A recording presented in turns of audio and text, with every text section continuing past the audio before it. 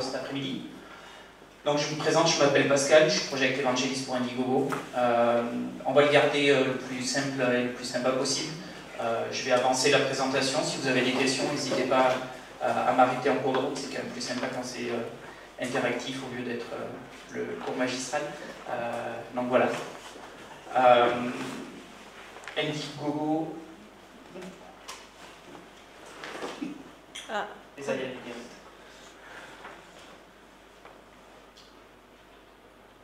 Est-ce que le voyant de la télécommande est allumé? Sinon on a peut-être un problème de pile. Ouais, donc c'est pas un problème de pile.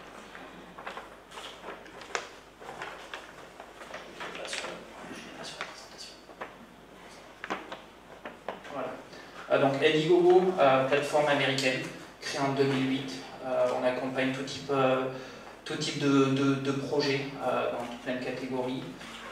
On est la première plateforme à proposer, en termes global, à proposer que ce soit la partie crowdfunding classique avec contrepartie, mais également à avoir la partie avec in-demand pour pouvoir continuer à recevoir des précommandes à la fin de la campagne, d'avoir également maintenant la marketplace et d'avoir aussi de nombreux partenaires qui aident, que ce soit sur la partie prototypage, manufacturing, mais aussi des partenaires en termes de distribution.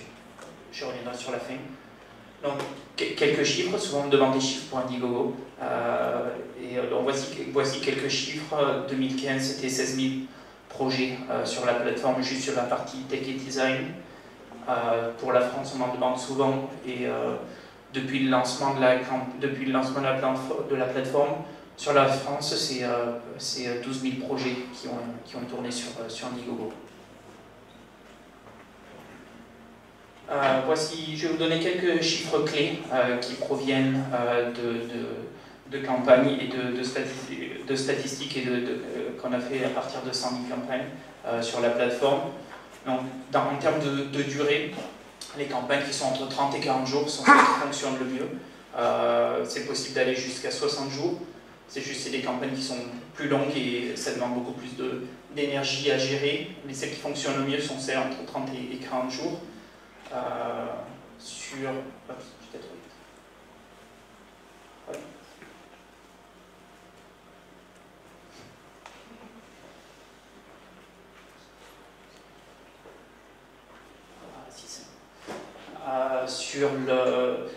Dans les choses qui sont intéressantes, c'est surtout de garder aussi sa campagne, de mettre suffisamment mise à jour pour garder le dynamisme de la campagne et montrer que la page est dynamique et que l'activité bouge. Laissez-moi. Sur une campagne, ce qui est important, c'est de démarrer fort et d'avoir vraiment un gros lancement dès le départ. Et la manière dont ça fonctionne, c'est vous allez construire en amont de la campagne votre communauté, celle que vous allez solliciter au lancement de la campagne. Donc, ce qui fait que vous allez avoir un fort lancement en sollicitant votre communauté au départ. Le milieu de campagne est toujours un peu plus lent et compliqué à gérer parce que il y a un tassement et ça dépend de comment vous restez dynamique et de l'activité, des actualités que vous allez avoir pour poster, mais aussi du retour des médias qui vont parler de votre campagne. Et sur la fin de campagne, vous allez de nouveau stimuler votre communauté en disant c'est la fin de la campagne, faire un emailing, du coup ça remonte sur la fin de campagne. C'est en forme de U, tout le challenge est d'avoir le bas du U le plus haut possible.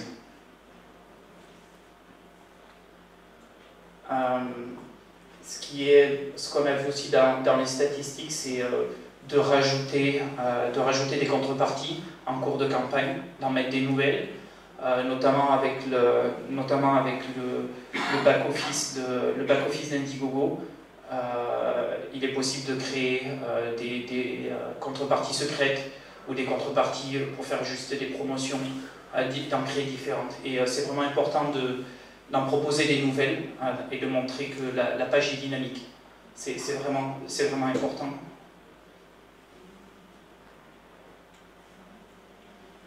C'est bon, cette fois-ci ça marche. Une campagne demande beaucoup de temps et de ressources. C'est quelque chose qui est assez intensif. Je sais pas, est-ce qu'il y en a qui ont déjà fait des campagnes? Non. Une campagne, ça demande vraiment beaucoup de ressources en termes de la préparer en amont sur construire sa communauté, mais également pendant la campagne avec tout la mettre à jour, s'occuper de la partie marketing, s'occuper de la partie relations presse, répondre aux questions et qui viennent généralement du monde entier puisque plateforme globale et c'est vraiment en termes de ressources, c'est extrêmement intensif. Notamment dès qu'on est une petite structure où on n'a pas beaucoup de monde en interne pour gérer une campagne. Et il suffit que la campagne décolle et prenne un gros boost, et là on est un peu dans l'eau.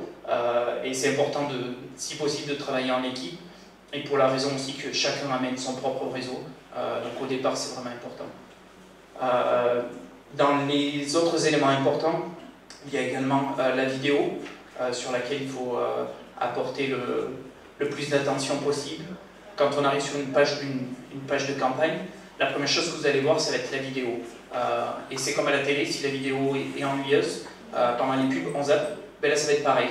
Il faut vraiment que, en termes de vidéo, vous vendiez votre produit. Et c'est vraiment un élément important. Voici, là vous avez quelques-uns des pays. Top 5 des pays contributeurs sur Indiegogo. Comme vous pouvez le voir, c'est principalement des pays anglophones, mais ce qui est assez logique dans le sens où, en termes de pouvoir d'achat, mais également c'est une plateforme américaine. À savoir, dans le top 9, le top 10, il y a également la France, les Pays-Bas, je crois qu'il y a l'Afrique du Sud également.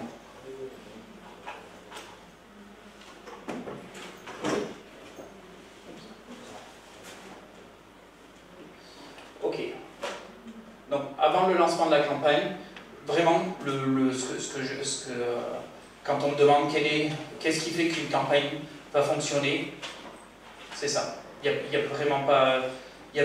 vraiment l'élément qui fait qu'une campagne va être un gros succès ou pas. C'est la construction de la communauté en amont. C'est la partie la plus compliquée également, parce que ça veut dire qu'il faut y passer du temps à construire sa communauté en amont, trouver la bonne cible. Il ne s'agit pas de simplement acheter des bases d'adresses email. C'est vraiment de construire sa base d'adresses email de personnes intéressées avant le lancement de la campagne pour faire en sorte que au moins 30% de l'objectif soit atteint dans les 24-48 premières heures. Ce qu'on voit dernièrement, c'est même des objectifs fixés plus bas pour que l'objectif soit atteint le plus rapidement possible. En fait, sur les campagnes où c'est juste une question de confiance. Tant que l'objectif de 100% n'est pas atteint, les personnes ont un peu plus de mal à se projeter, tant que l'objectif n'est pas atteint, que le projet n'est pas financé. Dès qu'on atteint cet objectif des 100%, les personnes quand ils arrivent, il ne s'agit plus de les convaincre, est-ce que le projet va se faire? Le projet va se faire, c'est est-ce que vous voulez en faire partie. Donc on n'est plus dans les mêmes logiques. Donc là il y a quelques conseils, le plus important étant vraiment la partie email, construire sa base de données, d'adresses email de personnes intéressées. Chez Indiegogo, généralement, on dit qu'il faut entre minimum 2000 adresses email de personnes qui sont intéressées par votre produit. On a des taux de conversion qui sont sur un lancement de campagne, quand on fait un emailing, généralement le taux de conversion est à peu près de 5% de personnes qui étaient déjà intéressées par le produit. Ce qui veut dire que, après c'est juste des maths en fonction de votre objectif, en fonction de la taille de votre base d'adresse email. Il suffit juste de faire les calculs pour savoir en fonction du prix de votre produit combien il vous faut d'adresse email pour le lancement de la campagne.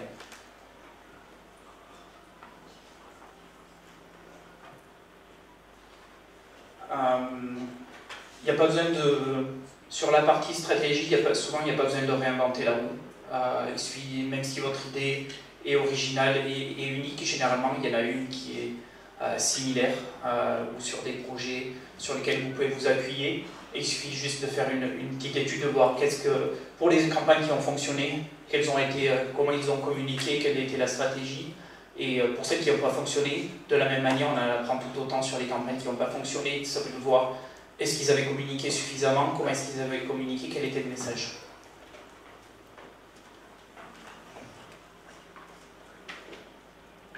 Ce qui est important également, c'est le timing sur le lancement d'une campagne. Il m'arrive de rencontrer des porteurs de projets qui me disent « je lance le mois prochain ». Et ça me fait toujours un peu peur, parce que généralement, c'est juste on a besoin d'argent rapidement et on va le lancer. Une campagne de crowdfunding, c'est pas une baguette magique. Ça va pas vous sortir 100 000 $ comme ça sans travail. Et généralement, une campagne, ça se prépare entre 3 et 6 mois avant. Parce que construire une communauté, ça se fait pas instantanément et ça prend du temps. Et lancer une campagne sans avoir la communauté, ça fonctionne pas. Les légendes urbaines où je mets ma campagne sur une plateforme de crowdfunding et d'un seul coup ça fonctionne parce qu'il y a quelqu'un qui en parle, ça ne fonctionne pas.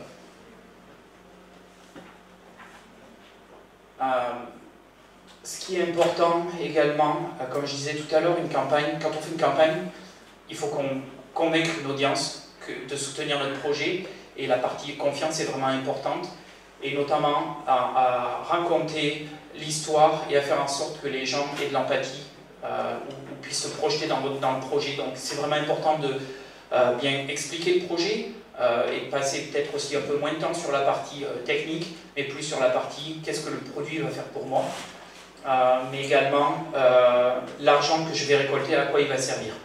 C'est vraiment ça rentre vraiment dans l'idée de la confiance, où vont les fonds.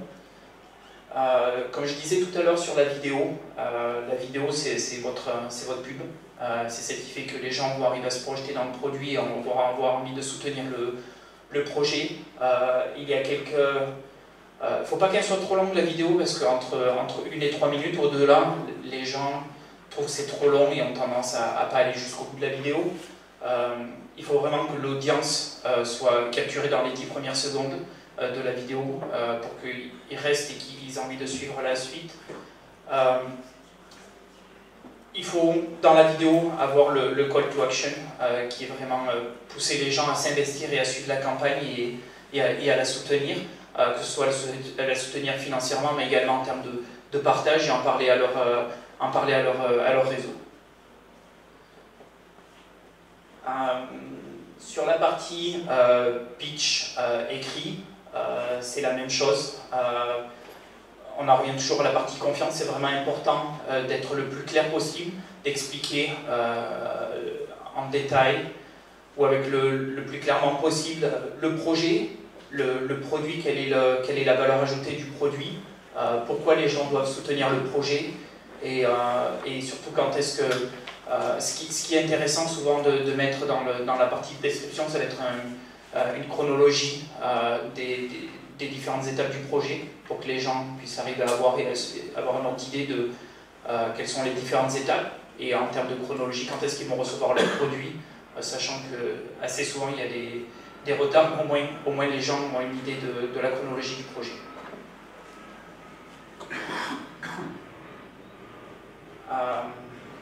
Sur les contreparties, c'est également important d'avoir des contreparties qui sont claires, et notamment en termes de description et en termes de bien comprendre ce qu'il y a dans la contrepartie et ce que je vais recevoir en échange de ma contribution.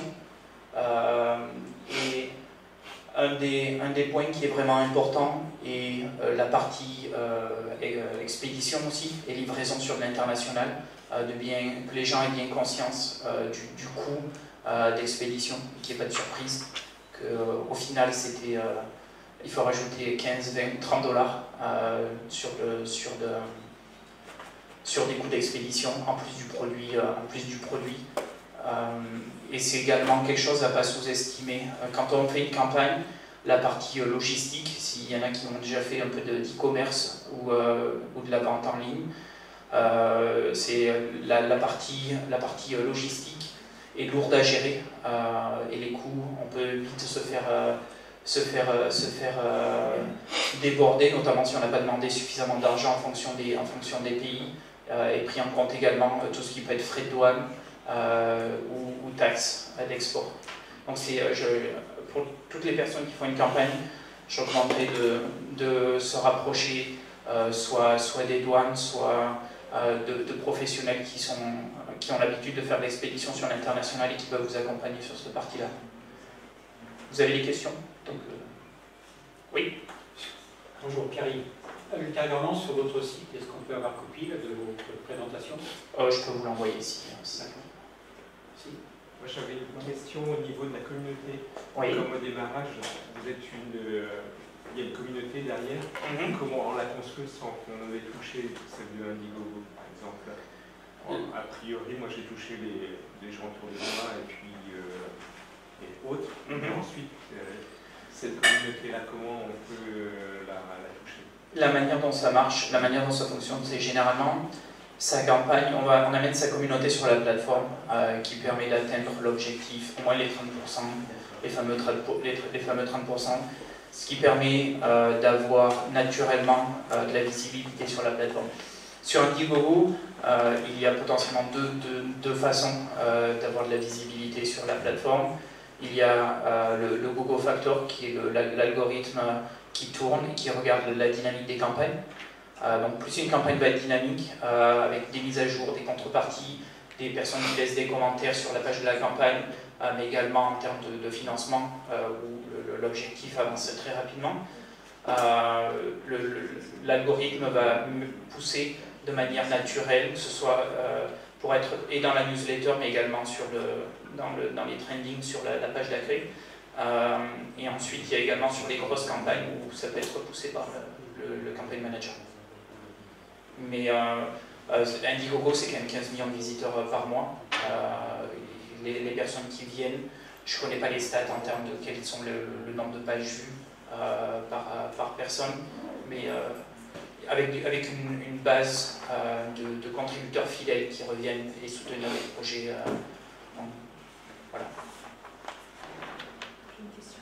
Oui. Laetitia, statistiquement, quels sont les secteurs d'activité les plus courants, les plus heureux? Ce qui fonctionne le mieux, ça va être les projets avec un produit, donc tout ce qui est hardware, mais plus avec un produit. En fait, c'est simplement les contributeurs soutiennent plus facilement un projet où ils vont recevoir un produit chez eux.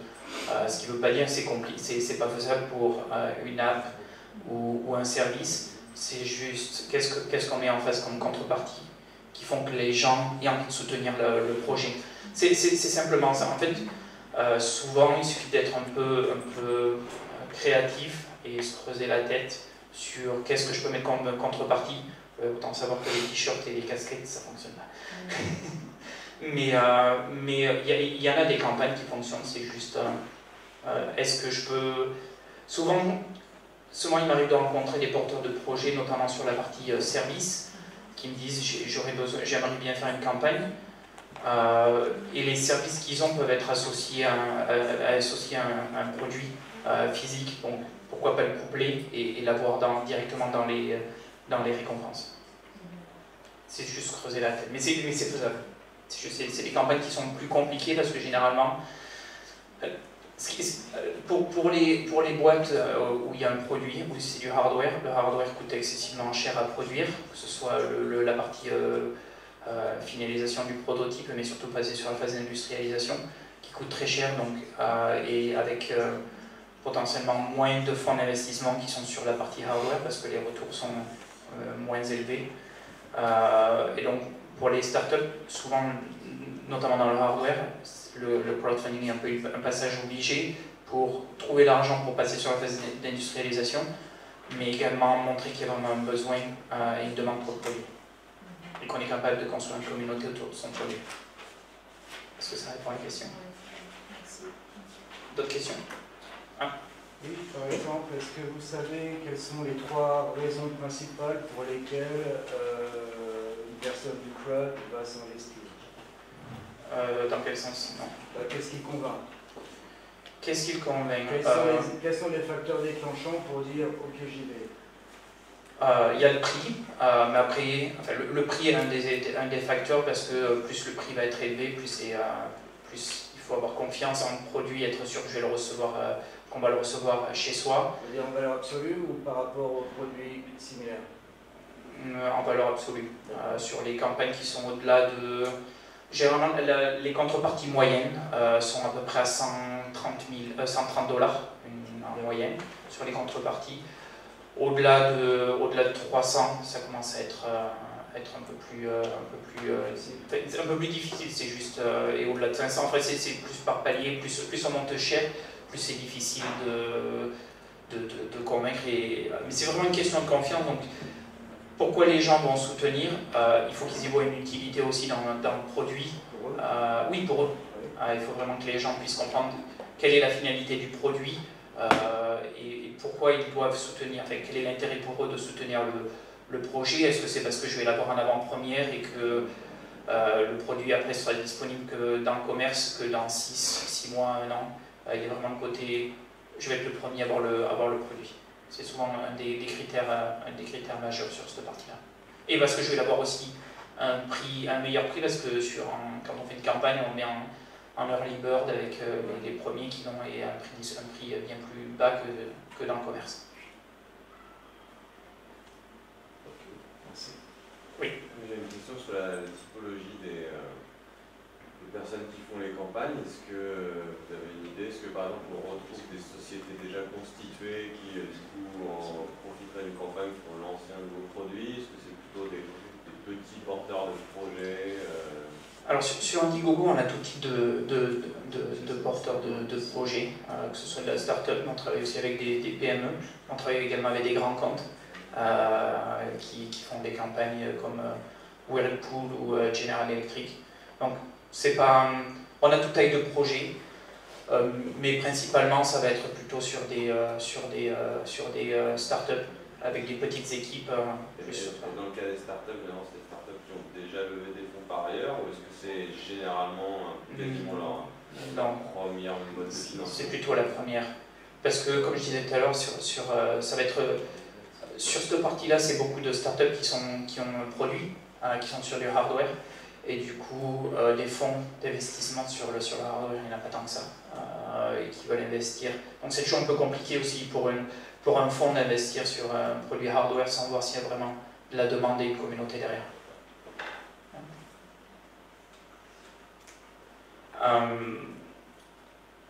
Je continue, et après, si vous avez d'autres questions, n'hésitez pas à m'interrompre.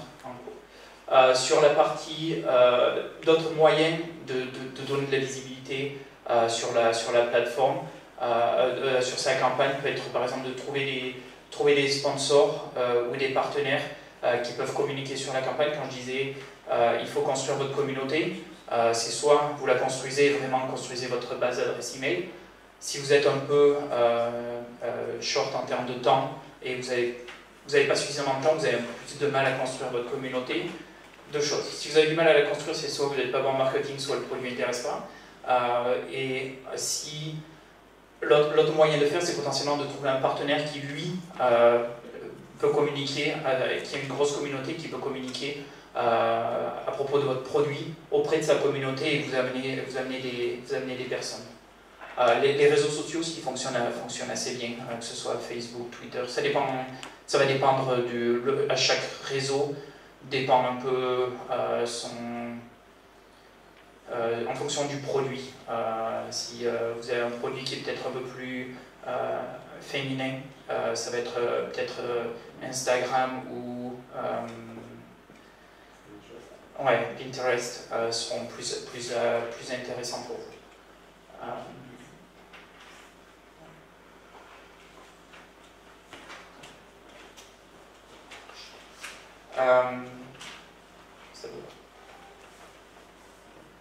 Sur la partie, dans la stratégie, ce qu'il est intéressant de faire, c'est avant de communiquer, de faire un grand lancement, notamment en termes de presse, et de communiquer, de mettre des budgets pub derrière. Ce qui peut être intéressant, c'est de faire un soft launch auprès de votre communauté. Donc, vous lancez votre campagne et les 24 premières heures, vous communiquez uniquement à votre réseau pour faire en sorte que l'objectif de campagne atteigne les fameux 30% le plus rapidement possible, et en proposant soit des contreparties exclusives ou vraiment à des prix très intéressants.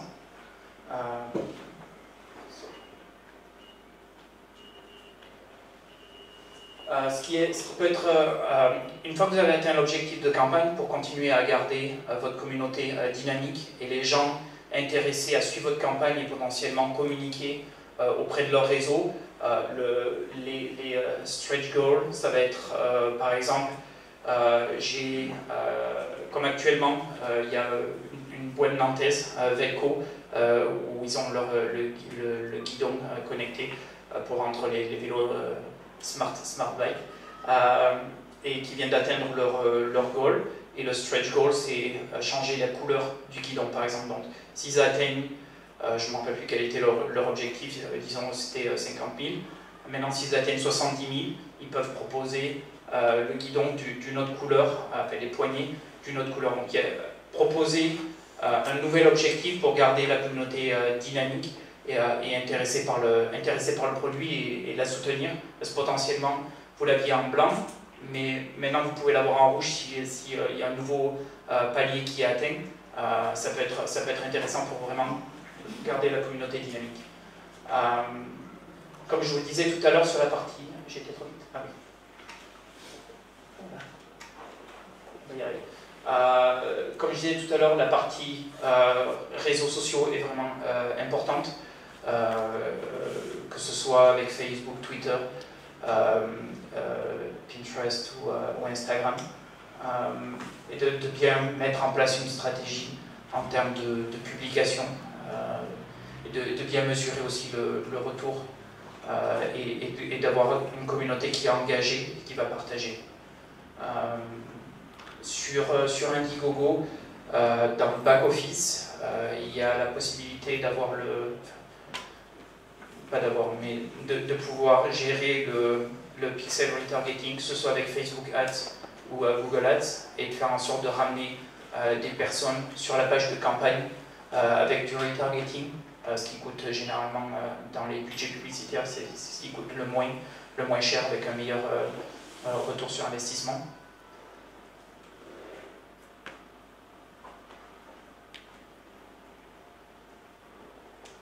Sur les contreparties, comme je disais tout à l'heure, dans le back-office de la plateforme, il est possible de créer soit des contreparties secrètes que vous pourrez adresser juste à une certaine catégorie de personnes en leur envoyant par email, et cette contrepartie ne sera pas visible sur la page de campagne, mais sera accessible uniquement à un groupe de personnes. Il en existe tout plein, que ce soit en limitant la durée de validité ou en fonction du nombre, et ça permet aussi de pousser un peu plus, comme toute promo qu'on fait, où il y a une durée limitée ou un nombre limité, ça pousse un peu plus les gens à faire de l'achat de suite, et au lieu de se dire oh, je le ferai ce soir en rentrant à la maison, ça évite que le soir en rentrant à la maison j'oublie de le faire et je soutienne pas la campagne. En poussant avec, que ce soit en termes de durée ou en termes de nombre de produits disponibles, ça pousse un peu plus. Ce qui est bien également, c'est de communiquer auprès de sa communauté et de bien la garder informée sur où est-ce que j'en suis de mes objectifs de campagne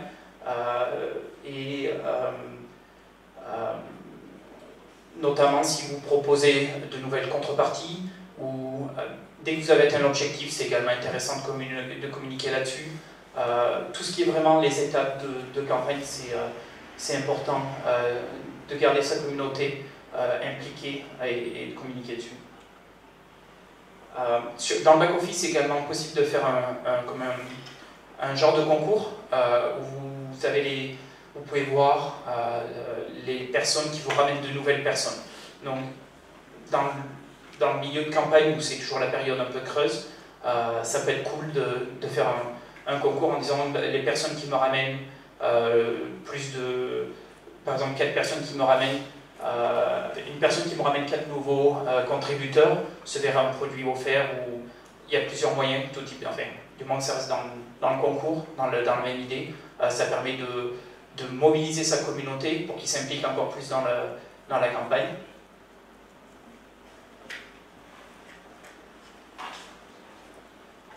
Ce qui peut être également intéressant de faire, c'est de faire de la cross-promotion en regardant quelles sont des campagnes sur des produits, sur des sujets similaires, où ça va être compétitif bien sûr, mais qui vont pouvoir eux communiquer aussi auprès de leur communauté, et vous pouvez communiquer auprès de la vôtre sur leurs produits, et ça permet de développer son réseau et d'avoir une communauté, d'atteindre une communauté encore plus grande. Excusez-moi, vous pouvez donner un exemple? Je l'ai vu dernièrement sur... il y avait une boîte française, Miraccess, où ils ont c'est un téléphone. C'est un téléphone que je vais brancher sur un ordinateur. Et en fait, c'est le téléphone qui est l'unité centrale et qui pousse toutes les informations après sur l'ordinateur. Et dans les emails de campagne, en disant on tourne actuellement, merci, on a atteint cet objectif, il y avait également, ils ont parlé de nous dans leur campagne, ils ont parlé de nous auprès de leur communauté, du coup en les mentionnant eux, en renvoyant sur leur page de campagne. Est-ce que c'est clair? Non, peut-être pas très clair. Dans l'email qu'ils ont envoyé, en communiquant sur leur campagne, sur le bas de l'email, il y avait également, ils ont parlé de nous, d'autres campagnes de financement qui ont parlé du produit et qui ont donc pour faire de la cross-promotion. Avec un lien. Exactement.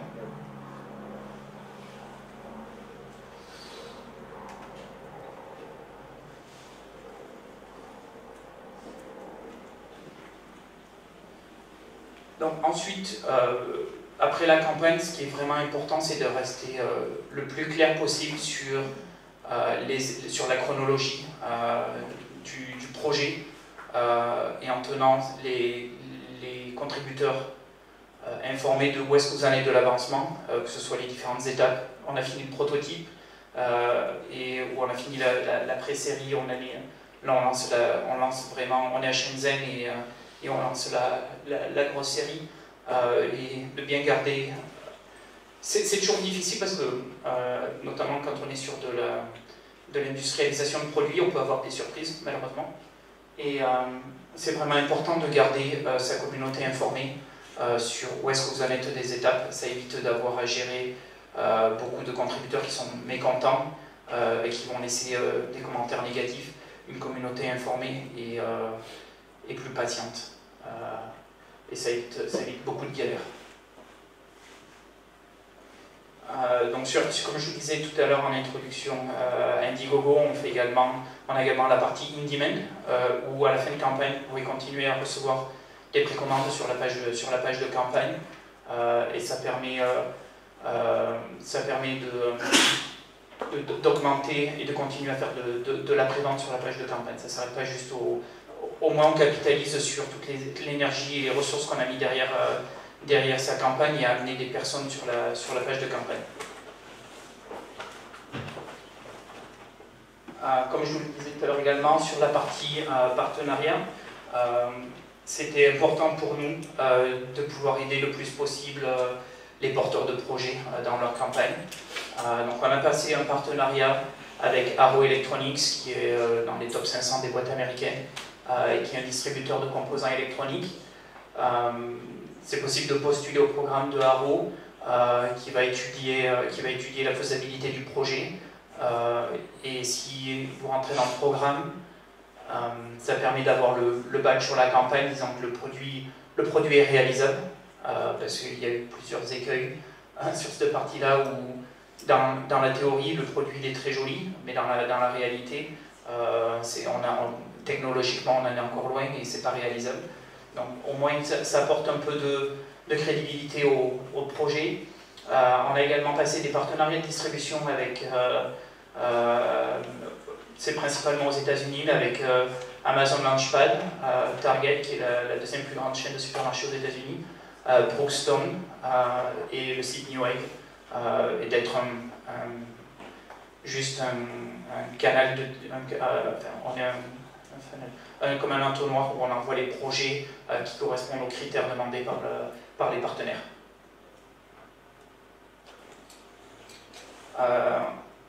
On travaille également avec des grands comptes, donc on a par exemple General Electric et Whirlpool qui ont fait des campagnes sur Indiegogo.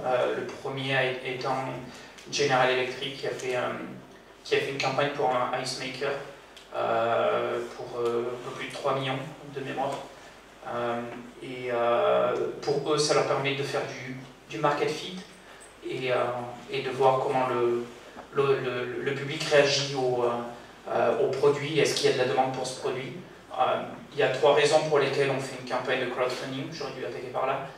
On fait une campagne de crowdfunding bien évidemment pour l'argent parce qu'on en a besoin, mais également pour la partie marketing et communication et potentiellement trouver des partenaires ou des distributeurs pour son produit.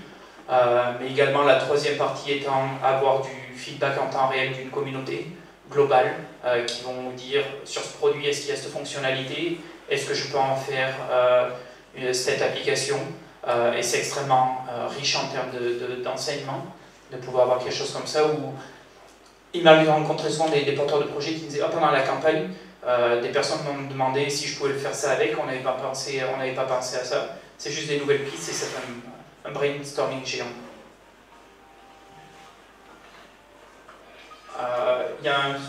Si vous voulez, c'est possible de le télécharger, si vous laissez votre adresse, votre business card à la fin, je peux vous l'envoyer aussi par email, sinon c'est téléchargeable sur le site de Indiegogo, le guide du crowdfunding.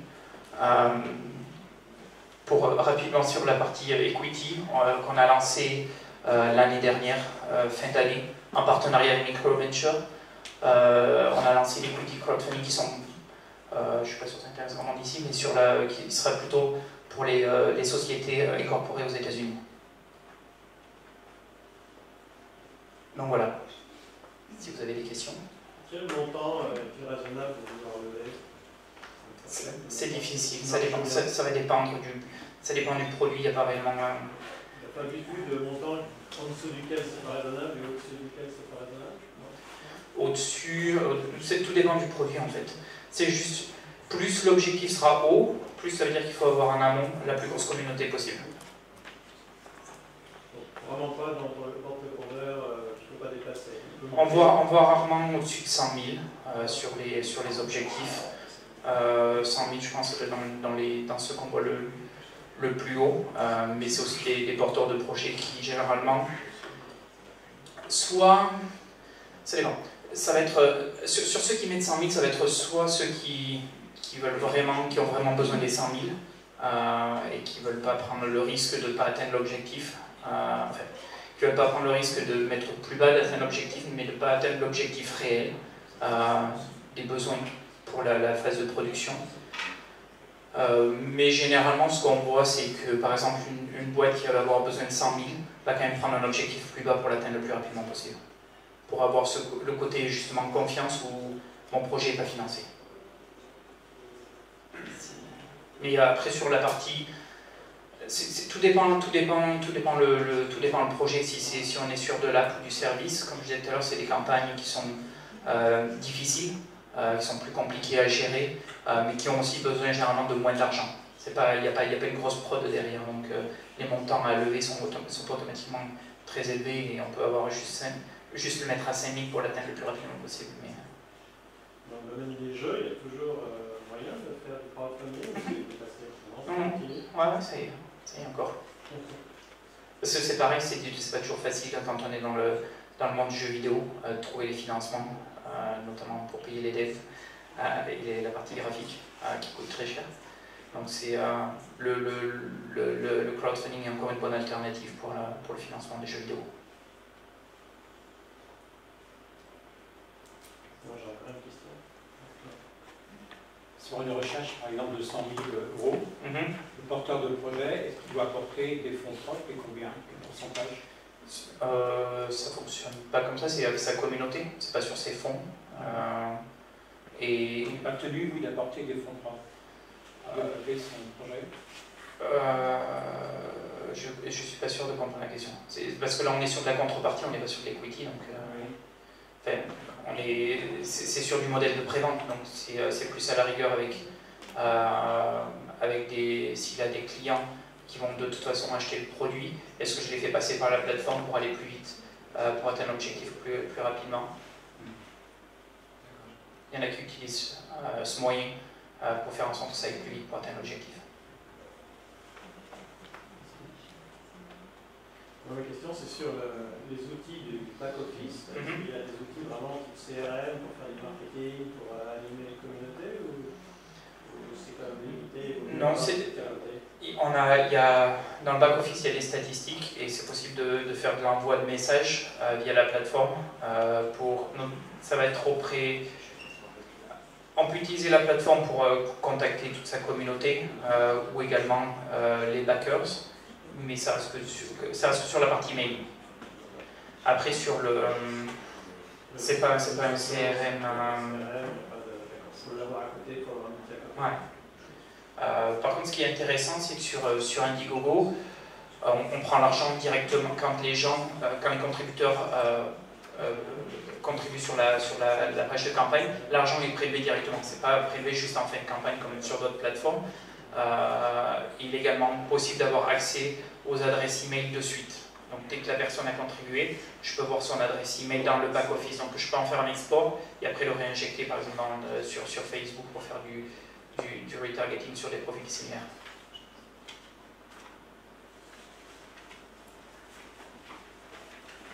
Oui.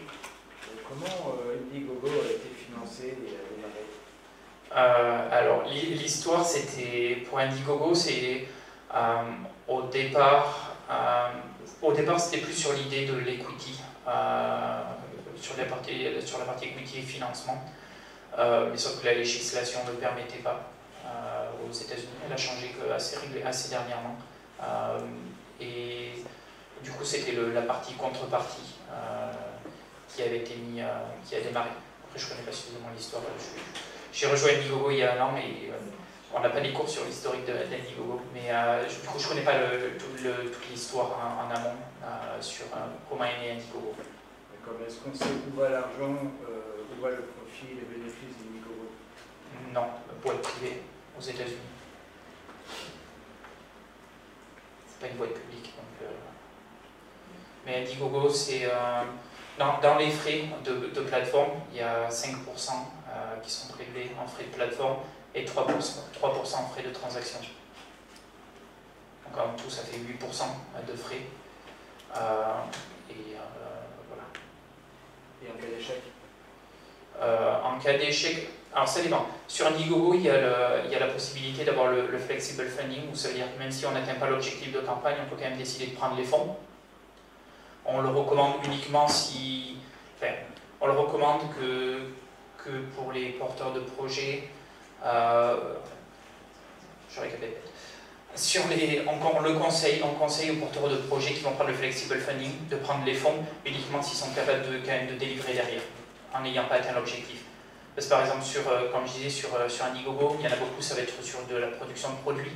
Et généralement, les fonds demandés sont vraiment les fonds nécessaires pour pouvoir aller jusqu'à la fin de la production. Donc, prendre les fonds, et si c'est juste pour prendre les fonds et pas être capable de délivrer derrière, on le déconseille fortement. Est-ce que vous demandez une exclusivité? Pas à ma connaissance. On peut utiliser plusieurs plateformes en même temps? Oui, mais déjà en faire une campagne c'est sport, en faire plusieurs en parallèle c'est compliqué. Pardon? C'est le même travail. C'est le même travail, sauf que vous n'allez pas, comme je disais dès le départ, ce qui est important c'est la communauté, et vous n'allez pas chaque fois redemander à votre communauté sur déjà une plateforme c'est compliqué, donc demander sur une deuxième et demander sur une troisième c'est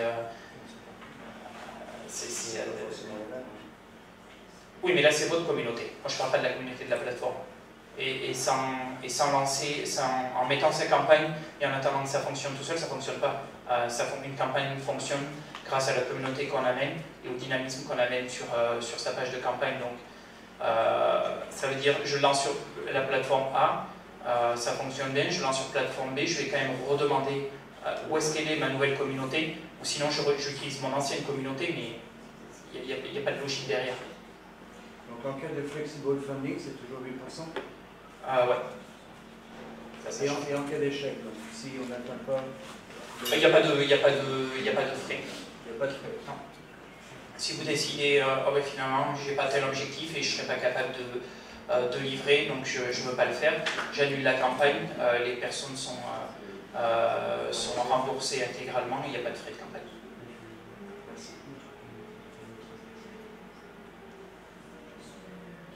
Oui. Je me trompais, mais les contributeurs sont majoritairement aidés et affiliés. Je prends l'exemple d'apporteurs de projets, donc avec un service dédié aux entreprises. Ma communauté, je peux considérer que c'est une communauté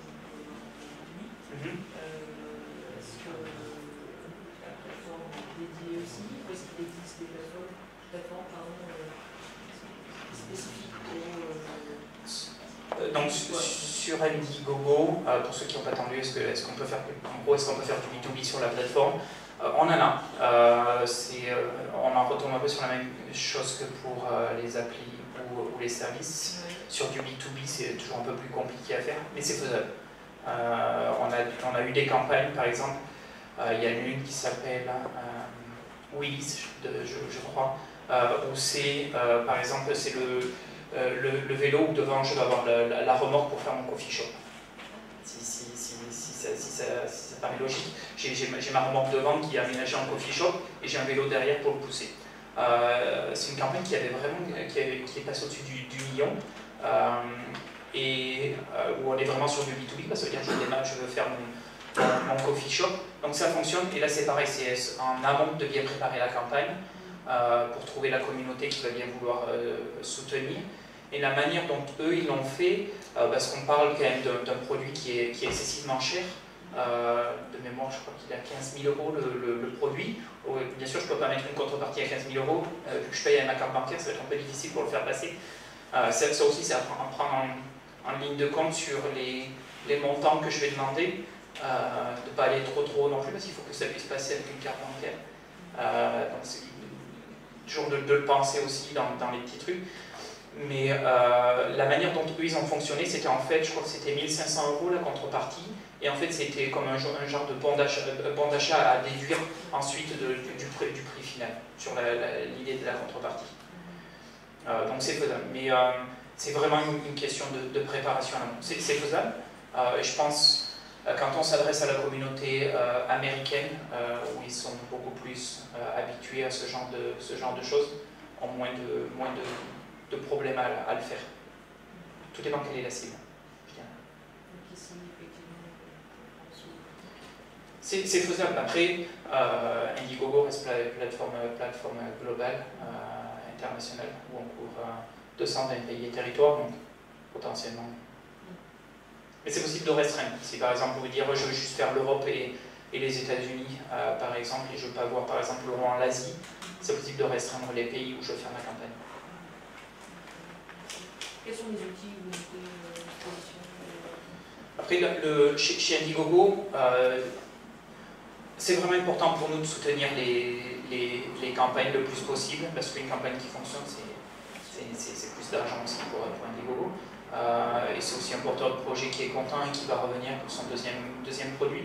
Donc on a vraiment une grosse équipe support, principalement aux États-Unis, puisque plateforme américaine. On a des équipes à San Francisco et New York. J'ai un collègue qui est sur Londres et il y a moi qui suis sur Paris, France. Mais c'est vraiment important, quand je rencontre des porteurs de projets qui me disent on lance bientôt sur Indiegogo, et je dis que vous avez contacté 10 personnes, pourquoi pas s'appuyer sur une grosse équipe qui est là pour aider, qui va au moins faire des feedbacks sur est-ce que la page de campagne est bien structurée, est-ce qu'il y a les informations nécessaires, faire un feedback sur la vidéo en disant qu'il manque ce type d'informations dans la vidéo. Et le plus tôt les porteurs de projets nous contactent en amont, le plus d'informations on peut leur donner également en termes de ressources sur comment la vidéo doit être structurée. Voilà.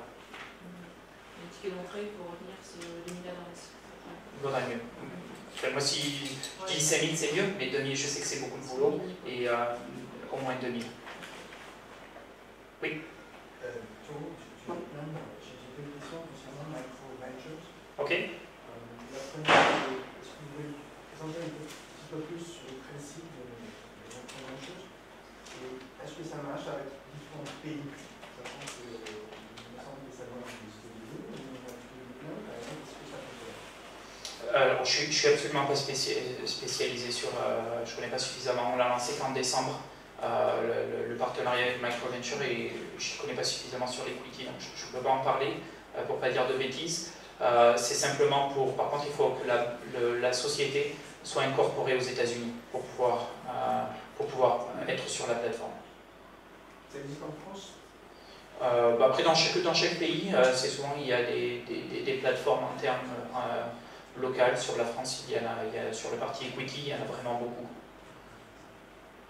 Mais pour le moment, pas qu'ils soient partenaires d'Indiegogo. Mais pour être pas mal dans l'écosystème français, il y a vraiment beaucoup de campagnes, beaucoup de plateformes qui existent sur la partie equity en France. Donc, à part Indiegogo, à part Microventure, est-ce que dans Indiegogo, c'est possible de faire une sorte d'investissement pour devenir un associé? Non.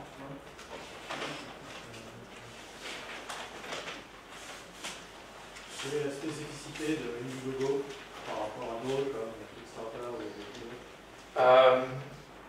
ou par rapport, par exemple, le plus gros concurrent étant Kickstarter, il y a l'accompagnement qui pour nous est vraiment important, et généralement, quand on contacte les équipes d'Indiegogo, on a une réponse sous 24-48 heures, et d'avoir vraiment une campagne manager qui suit la campagne. La partie in-demand, où je peux continuer à pré-vendre mon produit sur la page de campagne, ça ne s'arrête pas juste là. Le flexible funding, qui aussi, c'est pas juste tout ou rien, de pouvoir quand même décider de prendre des fonds même si je n'atteins pas l'objectif de campagne. Qu'est-ce qu'il y a d'autre?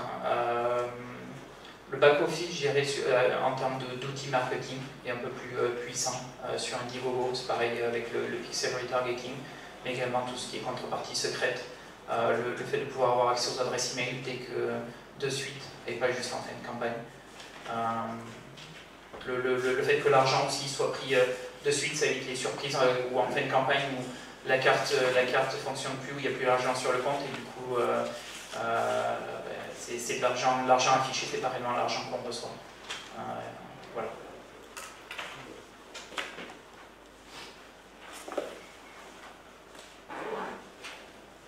Pas d'autres questions? Je suis disponible si vous êtes un peu timide et que vous ne voulez pas parler devant l'Assemblée, je suis disponible maintenant si vous voulez qu'on se voit. Merci beaucoup d'être venu et merci pour votre attention. Merci.